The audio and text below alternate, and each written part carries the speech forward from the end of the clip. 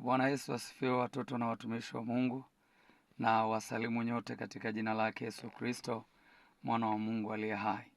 Ninamshukuru Mungu tena ambaye ametupa nafasi katika wakati huu na siku hii nyingine ya kukutana kupitia ukurasa huu. Moyo wangu unamwadhimisha Bwana, ninayo furaha kwa namna ambavyo Mungu wa mbingu na nchi amekuwa mtetezi wa maisha yangu, lakini pia ameendelea kukutetea na wewe, ameendelea kukupigania. Haijalishi kwamba maadui zetu wanatutafuta kwa kiwango gani, huwa wanaweka mikakati na mipango ya namna gani, lakini bado Bwana amekuwa akitupigania. Mungu wa Israeli ameendelea kututetea. Siku ya leo nina ujumbe kidogo ninataka kushare na wewe, mwana wa Mungu, popote pale ulipo. Katika kitabu cha Mathayo mtakatifu sura ya 10 nitakusomea mistari mitatu pale. Mstari wa 34 mpaka ule wa 36. Biblia inasema, msidhani ya kuwa nimekuja kuleta amani duniani. La, sikuja kuleta amani bali upanga. Kwa maana nalikuja kumfitini mtu na babaye na binti na mamaye na mkwe na mkwe mtu, na adui za mtu ni wale wa nyumbani mwake. Ninataka kuzungumzia zaidi mstari huu wa 36 kwamba na adui za mtu ni mtu au ni wale wa nyumbani mwake. Nataka kusema nini? Fahamu namna ya kuwatambua maadui zako na jinsi ya kuishi nao. Fahamu namna ya kuwatambua maadui zako na namna ya kuishi nao. Kila mtu anaye adui. Haijalishi kwamba umeokoka au haujaokoka, unaye adui. Na adui wa kwanza, kama Yesu anavyosema kwamba adui za mtu ni wale watu wa nyumbani mwako. Maana yake adui yako wa kwanza ni yule anayekujua kiundani, yule anayekufahamu kiundani. Anajua pengine historia yako, anajua asili yako, na ndiyo sababu wanakupinga kwa namna moja au nyingine. Lakini wanakupinga kwa sababu gani?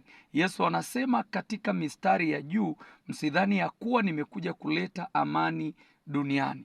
Neno lake ndilo ambalo linalokuja kutafsiriwa kwako kama wewe mpinzani wa kile ambacho kimekuwepo katika hali ya utaratibu. Mafunuo na maono ambayo Mungu anaweka kwenye maisha yako kwa habari ya kupeleka ujumbe wa neno lake linaweza likakinzana na watu ambao wamekuzunguka au mmezungukana, iwe ni nyumbani, iwe ni kanisani, iwe hata kwenye nchi yako. Na baadaye kidogo nitakuonyesha namna ambavyo hata ndani ya nchi yako unaweza ukapingwa kwa sababu ya kile kitu cha kimungu ambacho umebebeshwa. Sasa Yesu anasema, msidhani ya kuwa nimekuja kuleta amani duniani. Neno lake ni upanga, neno lake ni moto ulao, neno lake ni nyundo ivunjayo mawe vipande vipande. Kwa hiyo tukubaliane kwamba hakuna sababu ya kuwepo kwa nyundo kama hakuna mawe ya kuvunja. Hakuna sababu ya kuwepo kwa upanga kama hakuna kitu cha kukata. Hakuna sababu ya kuwepo na moto kama hakuna vitu vya kuteketeza.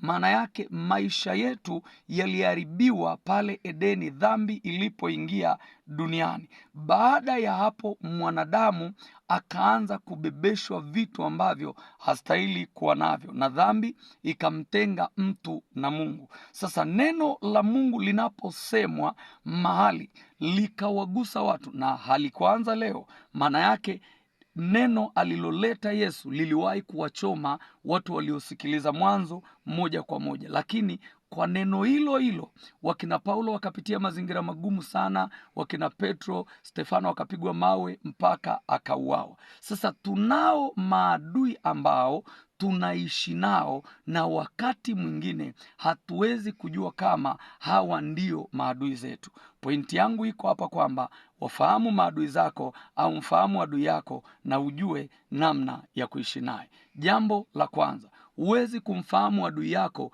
kama hauna nguvu ya kumzidi, au hauna Mungu ambaye yeye anaweza akakufahamisha juu ya maadui ulionao watakao kuzunguka kiroho au kimwili. Mtumishi wa Mungu Elisha katika taifa la Israeli alikuwa ni nabii.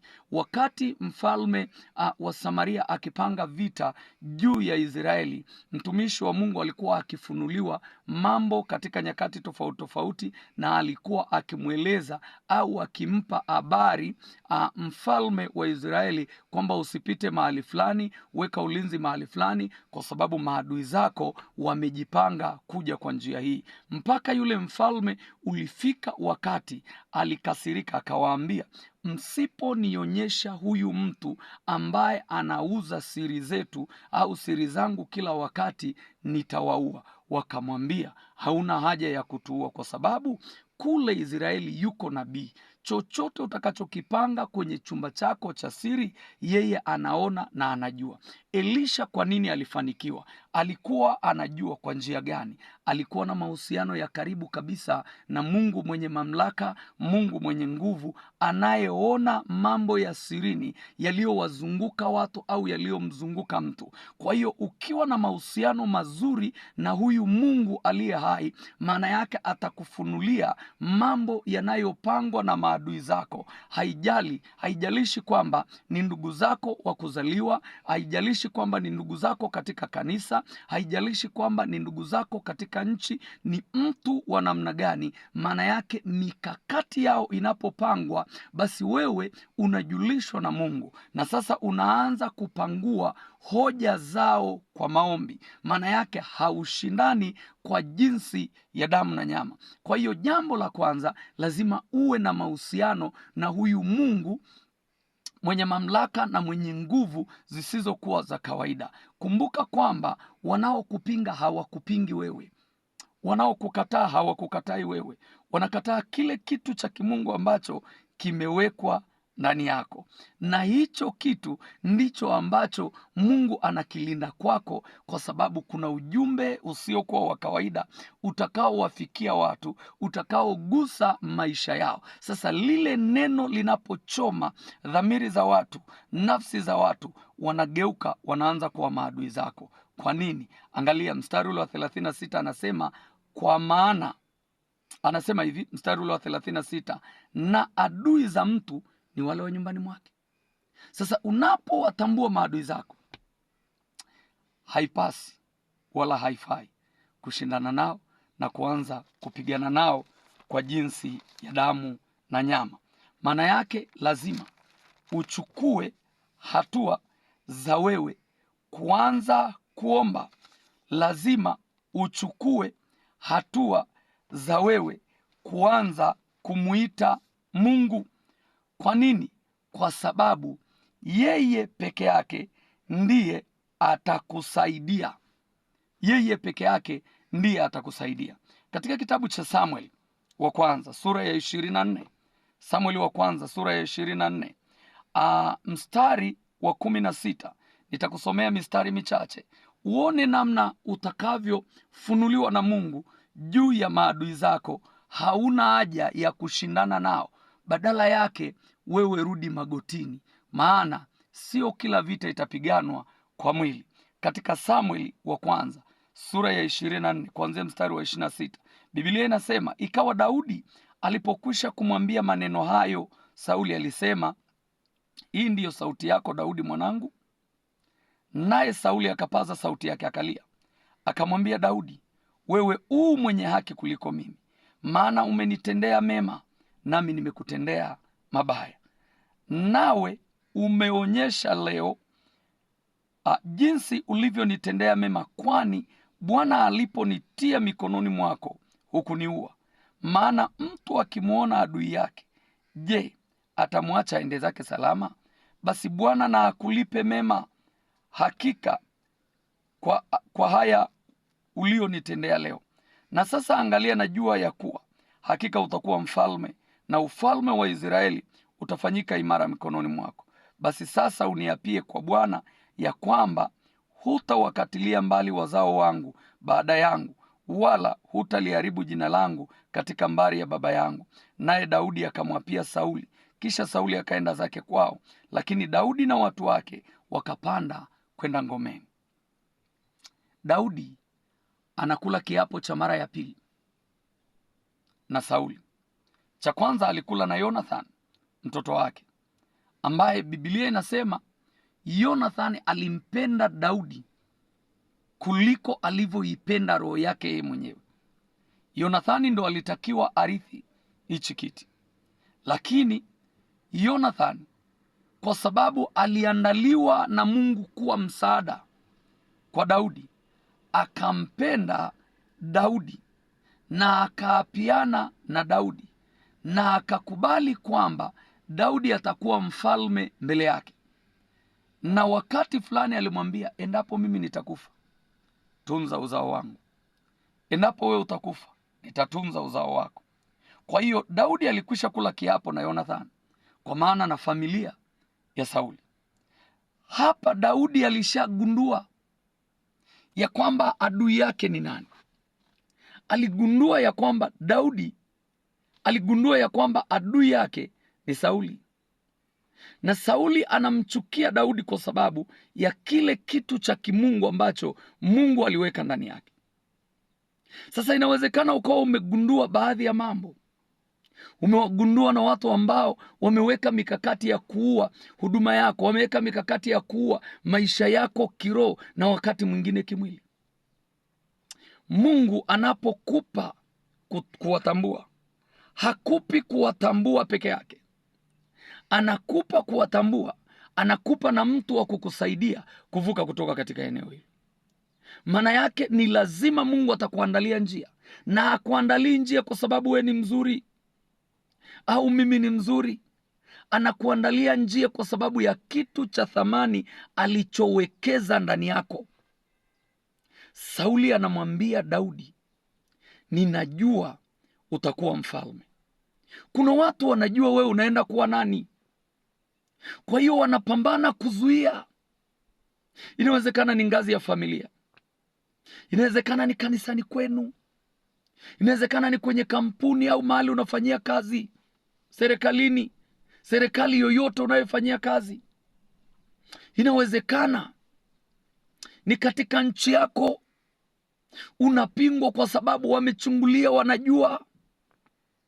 Ukisoma kitabu cha Mathayo sura ya 2 kuanzia mstari wa 1 mpaka mistari ya 10 huku mbele, utaona habari ya mamajusi wa mashariki. Hawa mamajusi wa mashariki hawakuja Yerusalemu kwa bahati mbaya. Waliona nyota ya Yesu, wakajua mfalme wa Wayahudi amezaliwa. Waganga wa Herode wakaona nyota ya Yesu, wakajua kuna mtu mkubwa amezaliwa, na huyu mtu atakuja kutawala na atakuja kukomboa watu. Wakafikiri kibinadamu, na ndio sababu Herode akatafuta kujua wapi aliko mtoto, akidanganya anataka kwenda kumsujudia, kumbe alikuwa na mikakati ya kwenda kumuua. Nini kilitokea? Mungu alimlinda mtoto kwa kuwaonya mamajusi wasirudi na njia ile. Lakini cha kwanza ni nini kilionekana? Waliona nyota, wakatambua nafasi, wakatambua ukuu wa huyu mtu. Kuna watu wamegundua na wanajua kwamba wewe ni nani na unaenda wapi, kwa sababu wameona nyota yako, wameona nafasi ambayo Mungu ameiandaa kwa ajili, sio ya kwako binafsi, kwa ajili ya taifa, kwa ajili ya familia, kwa ajili ya kanisa. Lakini wamegeuka watu ambao wanapinga kile ambacho Mungu ameweka kwako. Sasa unapaswa kufanya nini? Mungu hulinda kitu cha kifalme ndani yako, na ukulinda na wewe uliyekibeba. Musa alipozaliwa kule Misri, Mungu alimlinda Musa na akamtengenezea mazingira ya kukua. Akalelewa kwenye jumba ambalo ingilikuwa ni vigumu Mwebrania kulelewa pale. Lakini Mungu kwa sababu alimwandaa Musa kuja kuwa mkombozi. Kuna vitu ambavyo Mungu amewekeza kwako kwa sababu ya ngazi fulani fulani. Haijalishi kwamba umezaliwa kwenye familia ya namna gani, haijalishi kwamba unapitia vita ya namna gani. Sauli alikiri, maadui zako watakuja kukiri kwamba tumetambua ya kwamba wewe sio mtu wa kawaida, kwa sababu mikakati yao imekuwa ikimisi kila wakati, pamoja na mipango walionayo imekwama kila wakati. Mungu anapoachia ulinzi, haachii ulinzi kama wa wanadamu. Maana mwanadamu anaweza akawa ni mlinzi wako, ikafika mahali ameshindwa kukutetea, anaanza kujitetea yeye, anaweza akakukimbia. Lakini huyu Mungu tuliye naye hata kuacha kwa namna yoyote, atakutetea katika mazingira yote ambayo utakuwa unayapitia. Sauli akamwambia, ninajua utakuwa mfalme na ufalme wako utaimarika. Ni maombi yangu kwa Mungu aliye hai, haijalishi ya kwamba unapita kwenye mazingira magumu ya kiwango gani, Bwana aendelee kukutegemeza, akupe nguvu ya kuendelea kustahimili, akupe roho ya uvumilivu, kwa sababu kile kitu cha kimungu kilichowekwa ndani yako hakuna mtu wa kukizuia wala wa kubadilisha, kwa kuwa mfumo wa ufalme wa Mungu unakukalia. Ni maombi yangu kwa Mungu aliye hai, wale waliokusudiwa wakombolewe kutoka kwenye mikono yako, kutokana na maombi ya kinywa chako, kutokana na uwezeshaji wa namna yoyote ambao Bwana ameuachia katika maisha yako, utokee kama Mungu alivyopanga. Hakuna mtu wa kuweza kukunyamazisha, kwa sababu unalo agizo la Bwana. Sauli akamwambia Daudi, tuapiane. Kwa hiyo unapowatambua maadui zako, ukajua ni nini ambacho kinaleta vita, jielekeze kwenye lile jambo ambalo Mungu ameweka agizo ndani yako. Kwa nini? Vita si ya kwako, vita ni ya Bwana. Kwa hiyo atapigana dhidi ya maadui zako. Haijalishi kwamba maadui zako mikakati yao ni ya kiwango gani, lakini yeye atapigana dhidi ya maadui zako. Yeye ndiye atakaye kutetea, hautajitetea mwenyewe, kwa sababu yeye yuko upande wako. Daudi akaombwa na Sauli, akamwambia, na sasa angalia, najua hakika utakuwa mfalme na ufalme wa Israeli utafanyika imara mikononi mwako. Basi sasa uniapie kwa Bwana ya kwamba utawakatilia mbali wazao wangu baada yangu. Kuna watu wanakupinga leo, wamenyanyua vita leo. Hawakunyanyua hiyo vita kwa bahati mbaya, lakini bado wanajua wewe umebeba majibu ya maisha yao, umebeba majibu ya watoto wao, umebeba majibu ya ofisi, umebeba majibu ya familia, umebeba majibu ya kanisa, umebeba majibu ya taifa kama nchi. Maana Daudi alikuwa amebeba majibu ya nchi, na vita yake ilinyanyuka toka alipomwangusha Goliati. Kwa hiyo inawezekana kuna magoliati umewaangusha, na watu wakaona na wakajua kwamba wewe ni nani na unaenda kuwa nani. Mungu wa mbingu na nchi akubariki. Ninachokuombea kwa Mungu, Bwana aendelee kukuimarisha katika mazingira yale yale ulionayo. Yehova aendelee kukutetea, na kwa sababu umebeba kitu cha kimungu, hicho kitu cha kimungu hakuna mwanadamu atakayeweza kukizimisha wala kukifanya kikae kimya. Badala yake, kitu cha kimungu ndani yako kitaenda kuwanyamazisha, kitaenda kufanya ufalme wa shetani na malaika zake, yani Farao na jeshi lake, watakaa kimya, kwa sababu nyakati zinakuja wanaodhani njia yako wana haki ya kuipita.